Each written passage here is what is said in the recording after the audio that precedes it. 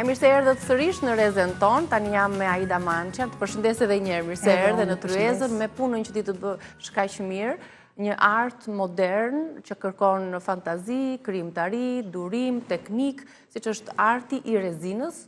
Aida krijon vepra unike me këtë materialin e rrjedhshëm, po që përveç se delikatesës që duhet të ketë si material, kërkon edhe një lloj teknike për të krijuar këto objekte dhe përpos këtij arti, ajo punon në Greqi edhe si restauratore murale në institucionet kishtare apo jo. Mirë se vjen në Reze Dielli dhe të falenderoj edhe për objektet që na ke sjell këtu. Më e veçanta, përveç se dy flamujve ton, kemi dhe objektin e bukur të Reze Dielli me rezinë, punuar me shumë dashuri nga Aida. Sa vite ke që merresh me këtë art? Si e ke nisur? Fillimin e këtij artit kam 6-7 vjet që kam filluar. Puna e parë ishte një tavolinë e madhe, ne themi është lëng xhami, po e vërteta është resin. Thjesht nga që është transparente, varet nga cilësia e lëngut. Edhe cilësia e lëngut. Po, patjetër, janë lëngje që kanë shumë ujë brenda dhe nuk arrin dot asnjëherë shkëlqimin, finecën e fundit që ka. Domethënë, kur është shumë i mirë si material, atëre mund t'i themi lëng xhami. Ndryshe, del thjesht një si punë e peciklasit, e holl, e but. Kjo ka një rezistencë të madhe mbas bërjes së punimit. Gjëja më e mirë është të jetë 25 ditë që bëhet pjekësia të piqet mira i material, që të formohet që të duroj, do të duroj çdo gjë edhe diellin edhe të ftohtin. Megjithatë këto janë materiale që janë për zbukurimin e ambientit të shtëpisë, jo për të nxjerrur jashtë. Sepse shkrin thua? Nuk shkrin, po sido që tjetë nuk mund ta vësh edhe afër flakës. E kuptoj, pra, sepse është materiali i tillë. Pra, përveç se faktit që materiali duhet të jetë i tillë, pra cilësor, siç thua, të jetë më i plot, të japi dhe formën dhe trashësinë e duhur objektit, patjetër që kjo kërkon edhe teknikën. Jo të gjithë mund ta realizojnë, apo jo, durimin, fantazinë, kreativitetin për t'i dhënë forma dekoreve të ndryshme. Teknika është e para. Dhe vjen me eksperiencë. Gjithmonë duhet kesh dikë që të mësoj. Ne kemi pasur fatin se kemi pasur babain dizenjator i Liceut të Tiranës, kështu që kemi dhe në ADN artin që mund të bëjmë diçka. Më thënë, jemi në një farë momenti që mund të shikojmë diçka dhe të themi po do ta bëjmë. Çdo njeri mund të merret me rezinën ose me çdo art, po varet se sa është rezultati i fundit i punës. Ke për shumë objekte? Ke një numër për shumë të objekteve që ke realizuar? Kam kaluar 100-ën. 100 objekte të tilla. Për një periudhë të tillë është shumë një periudhë e vogël. Me të vërtet e kam filluar punën para 6-7 vjetëve, po pastaj e lash, tani që thash... Ke më tepër kohë dhe merresh kam më tepër kohë, doja të mbushja kohën me këtë material. Është diçka që më pëlqen. Domethënë, mund të ri, edhe të qohem, për momentin them erdhi një ide dhe dua ta bëj për atë moment. Është një lloj terapie arti i rezinës? Për mua po. Atë që ndjej atë e nxjerr. Domethënë, e para ishte që doja të nxirrja flamurin e Kosovës, flamurin e Shqipërisë. Puna më e madhe që më ka lodhur është Shqiponja me 2 krena. E ke realizuar dhe atë? Po, atë e kam bërë. Ajo është lodhja më e madhe se unë e kam punë dore, është art dore. Nuk kam makineri, nuk dua ta përdor makinerinë, akoma edhe në prerjet.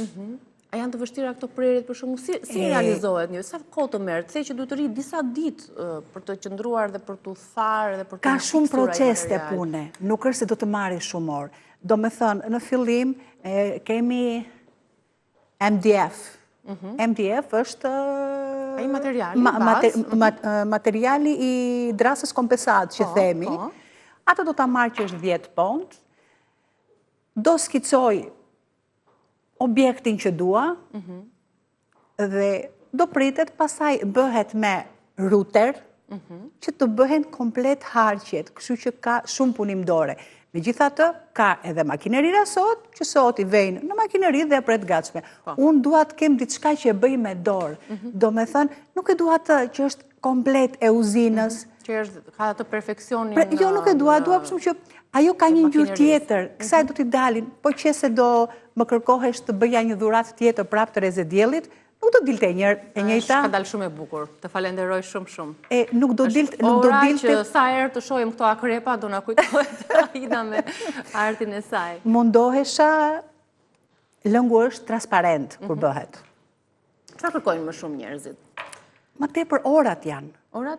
Orat janë më tepër se është edhe panoram, është edhe orë. Do me thënë, unë nuk është se do bëj vetëm këto. Mund të më thotë dikush që dua diçka për murin. Do t'i mas murin, do shikoj ngjyrat që ka në ambientin e shtëpisë dhe mbas asaj do bëj orën. Do me thënë, kur më thotë Reze Dielli, duhet bëj diellin. Pash logon tuaj, edhe u mundova që të bëja harqet e Rezet Diellit. Këto sipërfaqe që janë më të mëdha, përveç se marrin më shumë material të rrjedhshëm, janë dhe më të lehta për ty se ajo rrjedh edhe zë të gjitha të sipërfaqen, apo këto të voglat me ndarje të kërkojnë më shumë punë? Të voglat janë më të lehta, se pasi kur unë bëj një objekt që është 1 metër, si proces të pune, ka MDF-in që thamë, do i bëhet një astar dhe do hedhësh lëngun. Lëngu i parë gjithmonë është që bën ujërat, ndarjen e ngjyrave, bëhet me procese të ndryshme. Kurse periudha e dytë që do bëhet shkëlqimi që i hidhet, sa më e madhe tjetë, është aq më e vështirë, se është një lëng që thahet, është do më thënë dora e funit. Për t'i dhënë atë shkëlqimin që do të rezistoj në kohë. Që të rezistoj. Kështu që sa më e madhe tjetë objekti, aq më tepër lëng hedh. Mendoje që është edhe dëmi i madh që hidhet. E kuptoj. Se thahet me njëherë. Për ti mirëmbajtur, meqense këto janë materiale të ndjeshme dhe çfarë rekomandohet për t'i pastruar për shembull?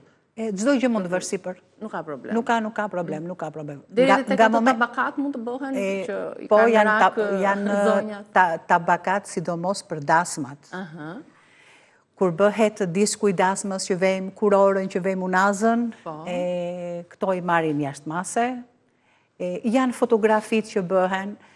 Gjëja më e bukur që del janë tavolinat e drurit.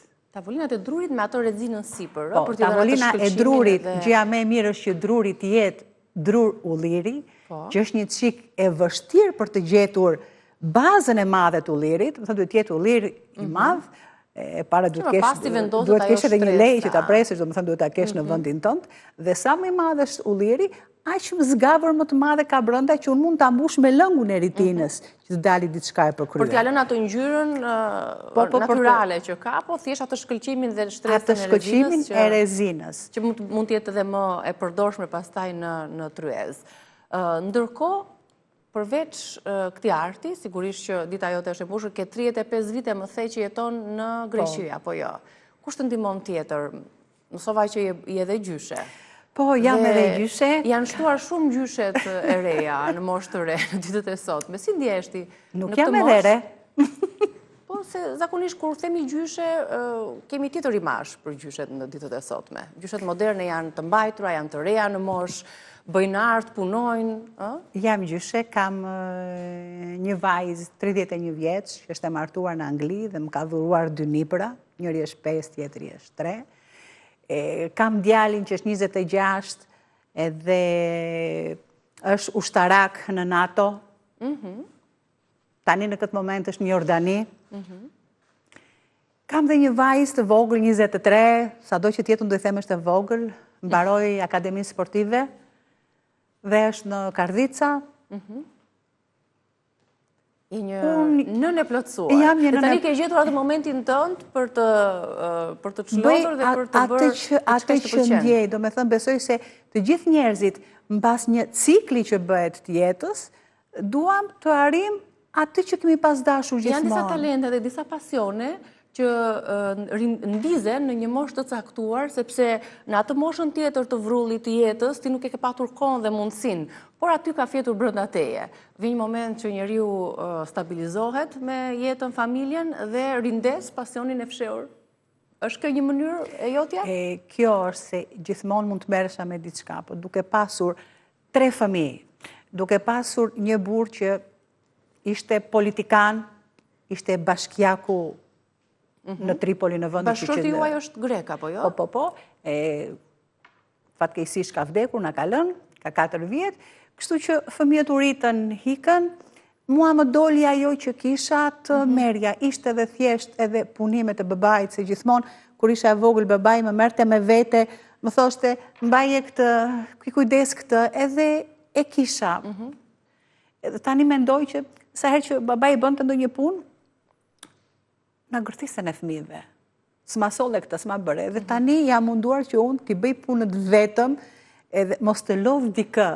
Se ndjem edhe unë, atëherë si që isha unë e vogël, nuk dua të ndje dikush tjetër rreth meje në të njëjtën gjë. Nga fëmijët që është te arti, që i pëlqejnë të punimet e dorës, dhe sa të vlerësuara janë në Greqi punimet e dorës? Në përgjithësi, këto kanë të njëjtat vlerësim si në Greqi, edhe në Shqipëri, edhe është një... Ka filluar pëlqejnë dhe kërkohen. Është diçka që më tepër ka ardhur nga shtetet arabe. Nuk para përdorin, tani këtu kene ka ardhur shumë...